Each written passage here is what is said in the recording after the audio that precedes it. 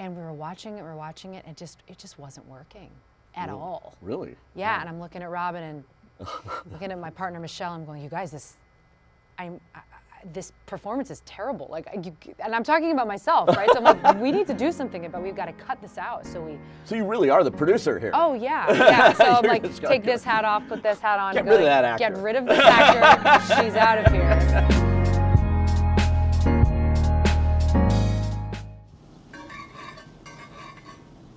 Hon, they found a fingerprint. Fingerprint? Yeah, that's it. God, they are gonna nail this guy. We're gonna be able to put this all behind us.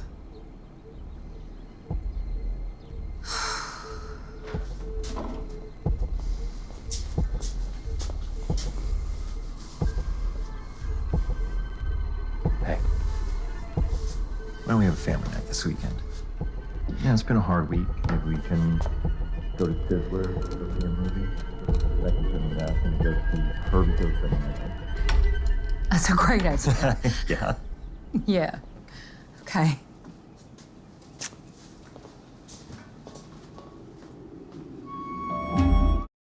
Welcome. Well, today, Emmy nominated, Golden Globe nominated for The Sinner, obviously, which so many people saw. Limetown, Cruel Summer, now Candy. What is in common here? She has produced all of these projects as well, which is really impressive. Welcome, Jessica Biel, Thank you. this little chat here today, but I have seen all of Candy. I couldn't put it down. It's like a book, you know, and it's astonishing to me. It happened 42 years ago. I knew nothing about this. Me either. You didn't know anything when you started it? No, I had no idea about this story. I mean, I love true crime, so I was surprised that I hadn't heard of it. I listened to a lot of podcasts. I'm constantly searching for intriguing, stories with females at the center of it, and killers. Yeah, I mean, I'm not really into the killing necessarily part of it. I'm just into the psychological reasons of why people get pushed to these moments, to this, to this precipice of you have to make a decision, and then you make this completely irrational, crazy decision. So that's what I'm interested in. I'm really, the killing part's just sort of like the thing that goes along with it. But yeah, I had no idea of this story at all.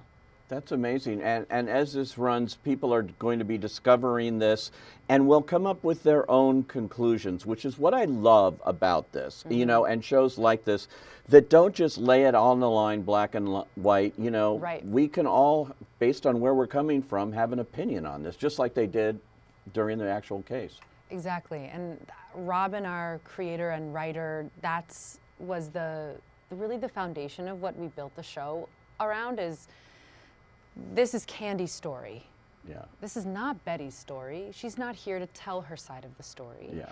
And all we have to go off is, any sort of court documents, evidence documents that they have kept all these years. That amazing book that really was my Bible when I was working with this, called Evidence of Love, which was written by two amazing investigative journalists who were actually able to speak and interview Candy herself at the time, and also the community, her family, friends, everybody who was really involved, besides, of course, the people who had passed.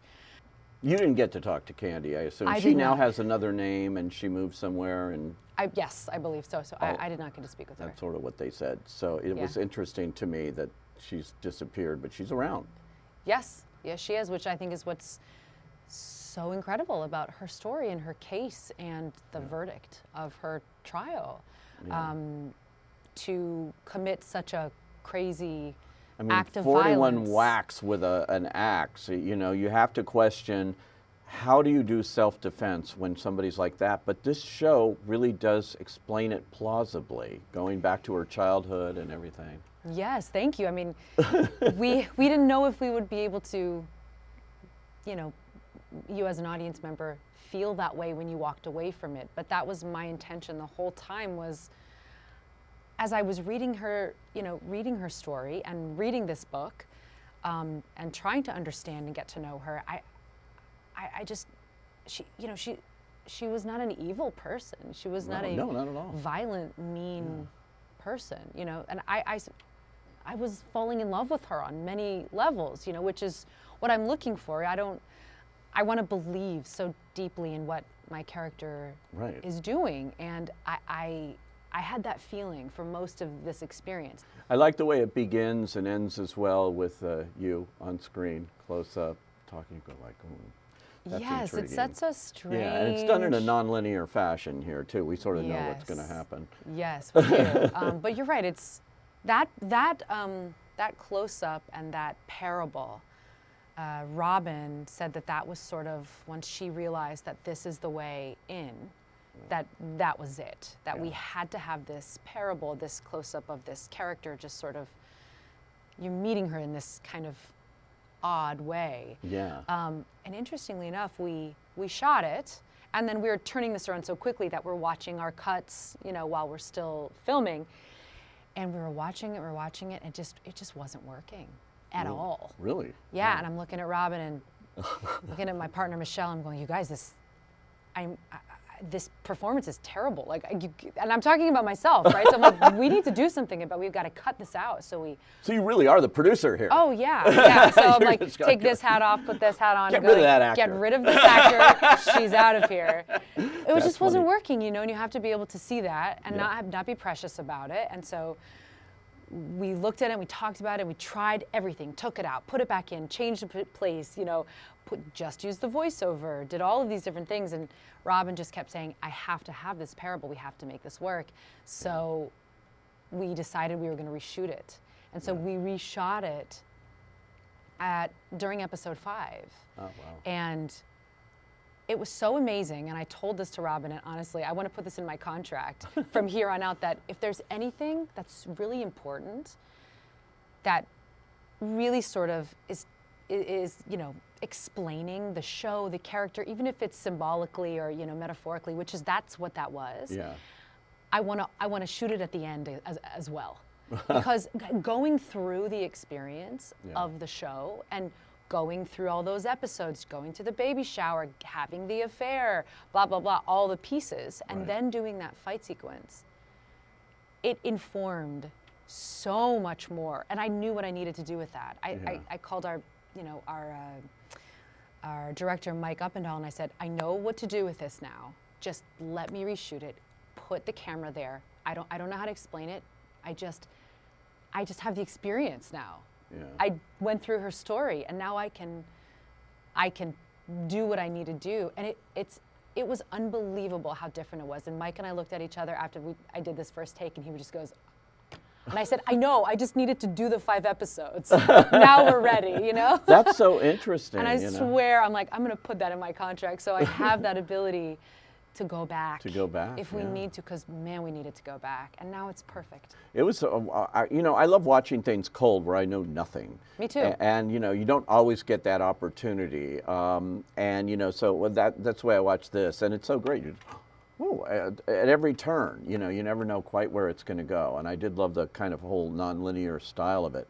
And it just makes you run to Wikipedia to, you know, sort of explore more, which is fun. Is this what you're looking, as a producer and as an actor too, but as a producer, is this the kind of material you're looking for, something like that, you know, that you can just dig your teeth into, and you know, you're going to spend so much time with it that it's got to be something that intrigues you?